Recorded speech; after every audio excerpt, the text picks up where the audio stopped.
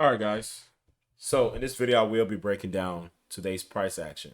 Market did move a lot today, up and down. Not the cleanest, right? So if you look at this chart, you might be a little confused. Where were the entries? But I would like to say there are easy, simple setups that appear that we can expect to appear pretty much every day. Now it's all about how good are you at executing those trades. It's all about being efficient in understanding in your execution, right? Because it's an easy understand that I would like to transfer to you today. The ways you want to look at the markets and the ways I look at the markets and find easy, straightforward, right setups that make sense, logically speaking. So, that being said, go ahead and take a seat, get you a little drink of water, and let's dive into this. Let's dive into what were the opportunities that existed today, how we were able to utilize that, right? Whether it be a fair value gap or a breaker. One of the trades I took today had to do with a breaker. Actually, two of them had to do with a breaker. And I'd love to go into those details. Now, first, I would like to say that for some other reason, if you use Top Step, you might know exactly what I'm talking about. But whenever I click on executions, end of the day, they tend to disappear. It doesn't show you what happened, where you traded in for the day. But again, I have a trade recording for all of this. And I would like to say it wasn't a perfect day. I did take a loss trying to actually short this market way ahead of a time when there's really absolutely no reason to do that. Again, because the ideas that I will like transfer each day are all based off of logic, right? Logically speaking, it doesn't make sense for the market at this specific time of the day. Logically speaking, it doesn't make sense for the market for sell side or buy side first. We're gonna get into all of that today. So, anyways, that being said, let's break down today's price action. So, first of all, we start the day here, Sunday, right? We had this gap opening. Boom. So that has to be noted right away.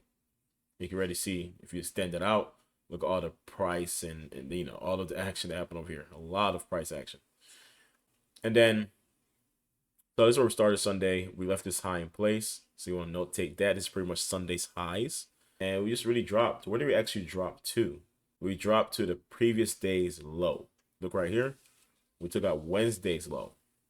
That's why I have labeled as PDL, previous day's low. So now we've neutralized that liquidity pool. It makes sense for the market to then rally up, trades lower into this breaker right here, right? And then pushes higher, drops back into this breaker, and then again pushes higher. And I know it's on your mind. You're probably thinking, what is this shaded area, right? What is this green shaded area? So before I get into even more details on the lower time frame, let's get into where that area is. So essentially, it's this volume imbalance here, daily chart. Okay. That's all that is. The difference between this candle's open, this candle's closed, and this candle's open. Extend it out in time, and we get to that shaded area.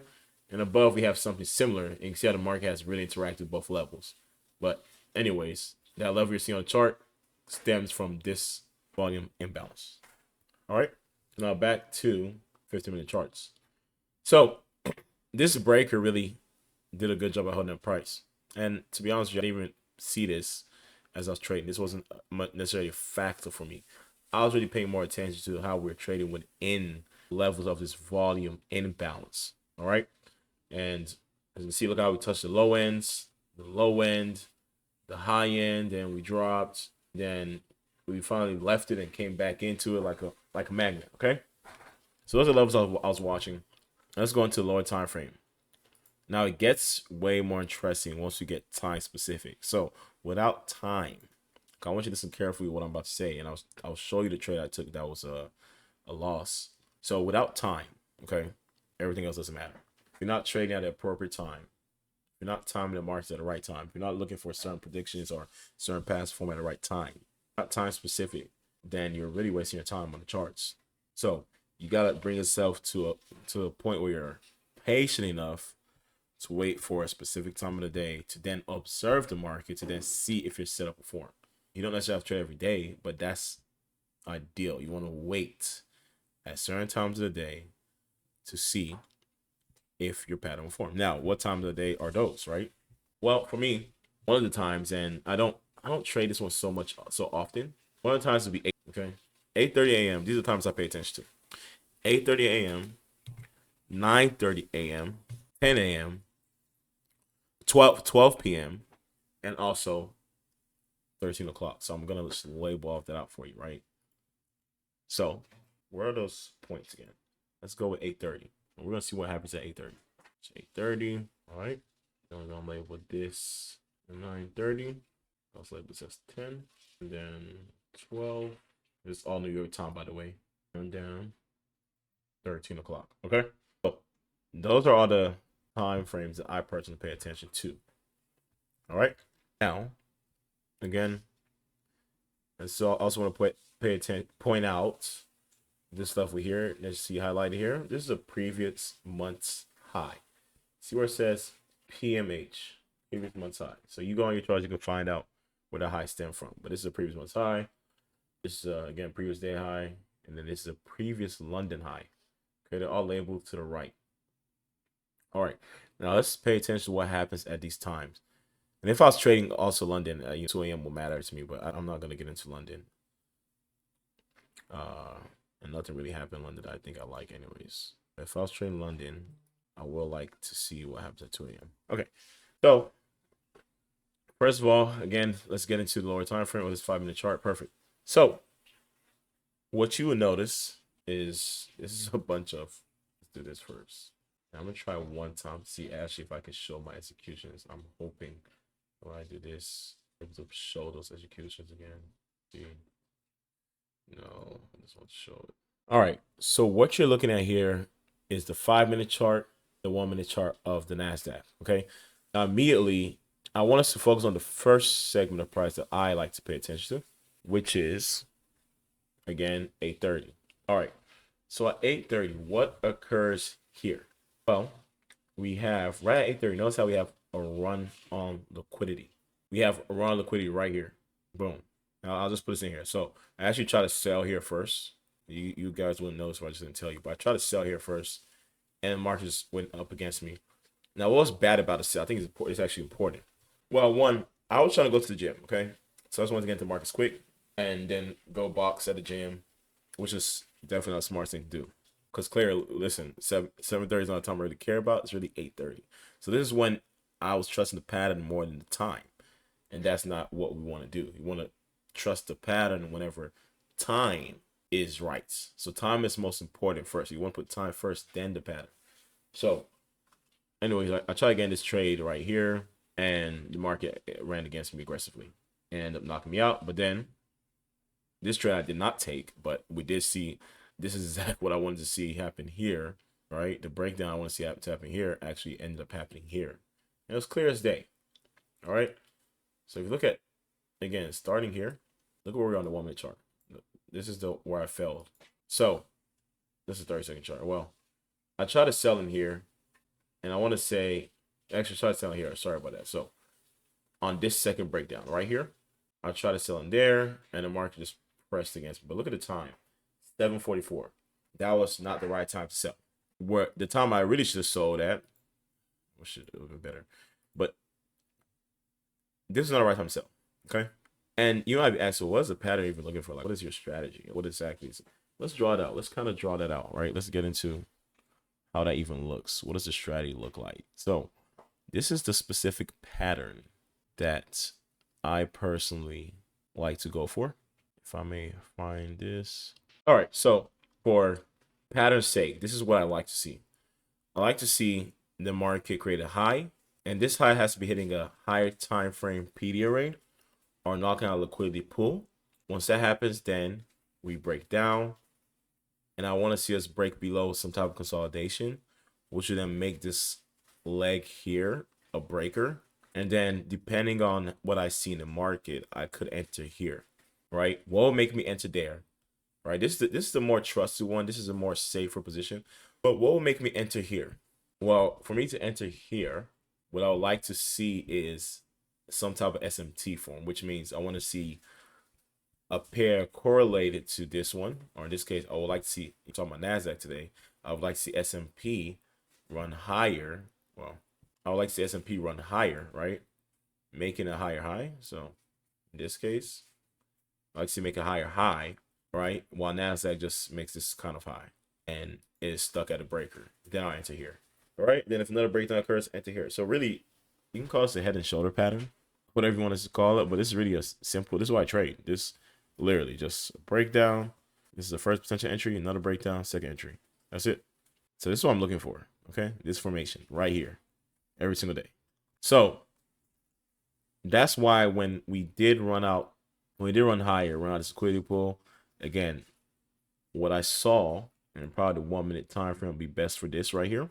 I really wish I could have showed you the exact entries. That would have been very helpful. Top 70s to figure that out. I don't know.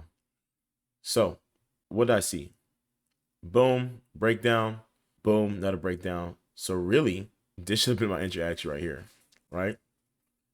In expectations that we were going to take out these lows.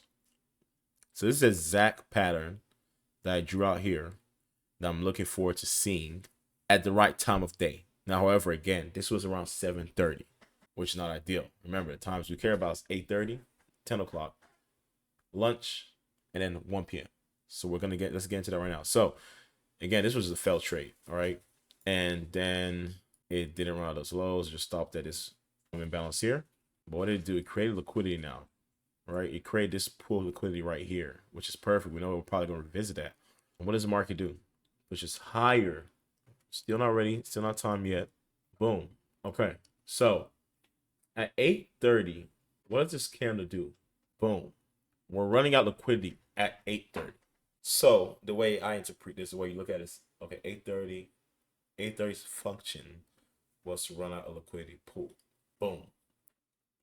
Step one. That's the observation. Observe. Okay, what happens at 8:30? Oh, ran out of liquidity pool. Okay, cool. Do we get a breakdown? All right. So that happens. Then what do we get? We get a swing high form on the 5 minute as well. We're getting our breakdown. So we have a drop here. If you look very closely, we trade into this fair value gap here. So it's actually a secondary drop. So our next entry could be taken where? At this breaker, if we get into this fair value gap. Or we could also take it at this fair value gap, right? Well, why this one, right? Okay. If you guys to draw this out, look at this fair value gap right here. All right. So this would have been essentially this entry right here, right? Because we've already dropped, traded into this little fair value gap in there, dropped again, then traded into this balance range. So this could have been your first actually entry right here. Okay. And then in this case, where would your stop be? If I'm being realistic, personally, it's a personal thing. I'm not comfortable yet with just putting my stop right above this fair value gap. But now, where would I put my stop? In this case, I should have put it here. Well, why here? This to me is a breakaway fair value gap. I don't want to see us trade back in there. If we do, we don't need. I don't want to see us fully trade back in there unless I'm wrong. So I would enter here with stop loss above here and targeting what? What will I be targeting? These lows were appropriate to target, but really I'll be targeting these lows. So I'm being real, right? I'll target these lows, and then I would like to target. Ideally, right? This would be a London low. Don't want to confuse you, but I want to target session lows. That's what I like to target. But in this case, what we had in place was 6 o'clock lows, or you can also target hourly lows. Okay, so this is a 6 o'clock, well, 7 o'clock low, I want to say. Yeah, it's like a 6 o'clock low right here. So that makes sense for that to be targeted. So if you're entering here, just trying to get a quick little run down there, boom, then you can hold it, see if you can hit more targets, right? But essentially, that's where I'll be targeting here, especially if I had this fair value gap in here. I like that. So that'll be your entry at 8:30. Boom. And it just keeps going. Wonderful. And you could have entered again right here if you wanted to for that further drop. So again, what happens right at 8:30? Notice how 8:30 we have the function of running liquidity, then it starts breaking down, so you can then trust it's actually gonna move lower. All right, you don't want to just be buying at 8:30 when the market's right all the way up here. So that was the first trade. Then at 9:30, what happens? Well, 9:30 we run higher first, taking out liquidity. Right at 9:30. Okay. Then we aggressively drop lower, taking out liquidity again.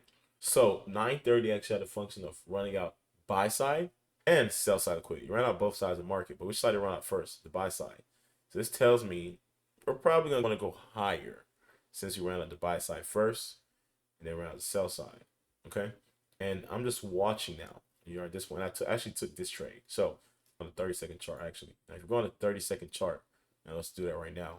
What you would notice is the same pattern. Okay. Notice on the 30-second chart, what do we have here? A breaker right here. What do we have here? We have a low made. Okay. So 930 again took out both sides. Then now you want to watch how does the market pace? What's going on? How is it going to play out? Okay. And also you might ask, well, why not sells? Right? We see a breakdown here, another breakdown here. Why don't you take this as your secondary entry right here for the sell off? Well, if you are paying attention to this move right here, let's move this chart around. So now we're looking at the 930 breakdown, which is here. So if you're paying attention to this 930 breakdown right here, went higher and then went lower. So we just snatched liquidity. So I do not want to enter the market as it's retracing for another sell-off after we literally just took out this liquidity pool that existed right there. And we hit the bottom of the daily volume imbalance. So I would not want to take that as an entry. What I'd rather wait for is see if we want to go higher or see just any SMT that occurs. And what does market do? It goes higher, creates a little swing right here, pushes higher again. And what does it leave in place? A breaker. So now if you just flip this thing right here upside down, right? This little pattern, just flip it upside down, right? You will notice that we had this first push up, then another push up, then we have a breaker in place. And then if you compare the S&P to the NASDAQ, I actually want to compare US 30 was more profound. So S&P, you can see this lows came very close to these lows. And actually took out this little swing point here on S&P while NASDAQ not. And if you actually check US 30 actually took out those lows. So that's why I could trust it. And that's actually where I went long. Delete this out the way. I'll let you do it on your own. But go to US 30. If you can't look on a 1-minute chart, 30-second chart, notice how US 30 actually ran out these lows. So when I saw that, it was perfect. It made sense. We're going to get in right here. So I got in, and my deals were going to run out these highs, and all the liquidity I felt was resting above. Okay, and so this would be the entry, right, on this fair value gap here, tied in with this breaker. My stop will actually be below this swing. And what will I target first? I have all of this recorded, actually. It might be a little pain to go through them, but I have all of these trades recorded. So this would have been that play right there. Boom. This is your first cue to get the fuck out. Right here, and I actually did get out this trade. All right, and then the market came down and actually took out this liquidity. So again, notice that 930 function. Those 930 run out both sides of the market. Cool. Then what does it do? It gives us an idea wants to go higher because Ray snatched out liquidity, hit the low end of the daily fair value gap or daily volume imbalance, and then we push higher, dropped into this breaker that we failed to break, and on top of it, the S&P and US 30 attack these lows. So, boom, you enter the market. Expectations to run these highs at minimum. You take something off once those highs are taken. Oh, click on the wrong thing here. So I got out and I actually got back in. So I got out because I actually added to this position. So after I took this lows, the highs, and it dropped, I actually added to the position. Then it started dancing around too much and I just got out because I know it's likely to maybe just run out this liquidity pool. I want to see what will happen from there. But notice how even when we ran lower, all we did is run this liquidity. We're still staying within this 1 minute inversion fair value gap. And we immediately pushed out. And I went down to the 10-second chart. I really hope I have this stuff recorded. But once I saw we dropped here immediately, I want to see because again, we created a swing low in liquidity. We're still respecting this inversion fair value gap. Why am I still expecting price to go higher? Well, we have a previous month high that I feel like we could take out. And really, ideally, if we look on the 15-minute time frame here, I really want to see us take out these highs at minimum, and then the previous day high right here. And if we could really get zealous, then higher. So I was expecting higher prices, okay? I feel like we did our job on the low end, and it was time to go a little higher. So I'll just bullish this thing for the day, ready for the AM session. So when it dropped lower here, what am I now thinking? Well, it's going to run these lows. It's likely. It doesn't have to, but it's likely. And if it does, I might as well get out and then see if I can reposition myself. Well, how do I reposition myself? Well, if it shows indications that after taking liquidity, which is these lows, it wants to come right back up, then why wouldn't I reposition? That's exactly what I did, right? And on top of that, where is this hitting when it drops in here? Oh, a new weekly opening gap and a previous New York low. It failed to touch that, but it's really still above our new week opening gap. And you already know on this channel, whenever we see that, we want to treat that as some sort of support and resistance. So if we're above it, we treat it as support. Below it, treat it as resistance. Okay. And notice another thing here. Why did I expect that breakdown? Look at this 10 a.m. right. So look on the left. This is 10 a.m. chart. So what does the function of 10 a.m. do? It runs and takes that liquidity. So the first 10, 15 minutes of that time matters. What does it do? Once 10 a.m. hits, 9:30 hits, what is price doing? And what it is, it ran out liquidity. So now you want to be more cautious. Instead of just getting back in there, now I'm expecting some type of potential breakdown. All right. And what do we have? The breakdown started. And yes, I did get in here, but when I started dancing around, I knew something was off and we're like trying these lows. And boom, run it out. And eventually push back higher. So once we push back higher, if you look on the lower time frame, unless it was a 5-second chart, look at that. Oh, what do you have here? Almost the same pattern here again, but just flipped. Where price push higher again. This could be an entry right here.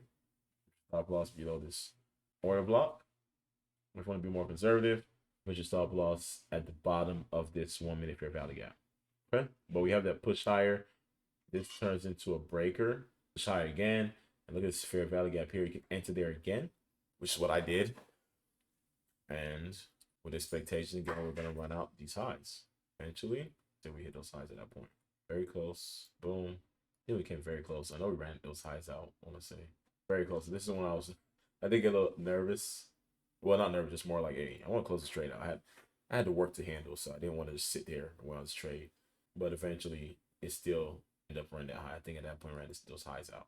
All right. So at some point, which is between 10 after the first like 15 minutes of 10 o'clock, at some point the market's gonna run in one direction. At some point, this to me, once it's 10 o'clock, I want to see what is the final run on liquidity, and then maybe a reversal, and I'll let that run to 12 o'clock. Okay, so this is all time specific, and you just kept running. Okay, so now where's the next important time? So those buys I actually took. Okay, let's go on a 5-minute chart. Let's see what happened on a 5-minute chart. Pushed aggressively higher. So notice again, so around 11 o'clock, we decided to run one way. And then lunch, consolidation, and we found around the previous daily high. So notice, and we're on another previous London high. So notice what happens at 13 o'clock. What's happening there? Boom. So 13 o'clock creates this function of running out the highs. So once that happens, then we now start having a breakdown. Okay. I can then expect at least at minimum lunch low, which is actually here at 12 o'clock to be taken out. And then if you're able to hold, this new week opening gaps do act as magnets. I got out personally right here. And the market, as you know, if you traded today, actually dropped way more. Dropped all the way here. So potentially I could have made more, but I'm really satisfied. I didn't have the best morning today in terms of my execution. Not like I had a bad day. In terms of my execution, I just didn't have the best morning. Okay? And I did it to myself. So let's look at that 13 o'clock. What happens? So we have this push higher. Again, that takes liquidity and an aggressive drop. Okay. Again, doesn't that lend well to the same thing we're looking for here? This little pattern. So run higher and drop. What is this? A breaker. Okay. If you look on the 5-minute, what is this? A fair value gap. So why did I trust this breaker as a potential entry? Well, if you're to compare this to the US 30, I want to say, or I think it's US 30. One of the two, US 30 or S&P, actually ran higher, made a higher high. NASDAQ was unwilling to make those highs, right? So same exact thing again happening. So if you check, it wasn't S&P. I think our suspect has been US 30. So let's look at US 30 real quick. I think I'll do more of these strategy breakdowns than my weekly. So check this out. See this? Look how we ran higher, way above these highs. Again, NASDAQ failed to do so. That's why I got in there. An expectation was going to run out. These lows are really lunch low. And I personally didn't want to hold all the way down here. Again, I worked, so I have to get to work. And I can't just... So my focus is so important. And But no excuses. Long story short, that I could have held that, but to me, it was still a good trade regardless. The market just never looked back; it just kept dropping. So again, 13 o'clock. What does the function do? Run out higher. It takes out liquidity, then it starts dropping lower. All right. So this is again, time of day is so important. Having the right liquidity pools. Look how we ran out. We ran lower. And what did we take out? between 10 o'clock to 11 o'clock's lows. It took those lows out. So beautiful drop and back into this new week opening gap. The market just fills it out. Okay. So I really hope you learned something from this one. This was a handful, I think. I mean, if you like this video, you want me to make more of these videos, so let me know. I can dive deep into some of the ways I look at ICT's strategies and how I break it down, make it make sense to myself. And I don't mind sharing. I think, again, we're all here to win. I want to see you succeed. Hopefully, you want to see me succeed as well. But regardless, we'll keep pushing the envelope. See, I keep on trying to see if I can get the executions to show. And today wasn't the best day again. If I didn't take that initial loss, which was a trade I took before news. So what I'm focused on now, I'm reading this book called Trading Beyond the Matrix. And in Trading Beyond the Matrix, what is most important is, you might have a good strategy, a good playbook, a good setup, your A+ setup. But the question is, how efficient are you actually trading that setup? What does that mean? If you take 5 trades, how many times do you make a mistake? How many times do you take a trade you weren't supposed to take? Let's go up 4 trades. So out of 4 trades, let's just say you 4 trades, 2 of the trades you actually weren't supposed to take those trades, you end up losing in those 2 trades.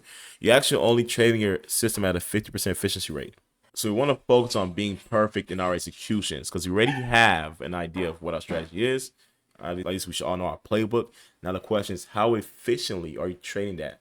And that even matters more, because you might have a great system, because you're not efficiently trading it, then the results aren't showing as it should. I can testify that's definitely happened to me.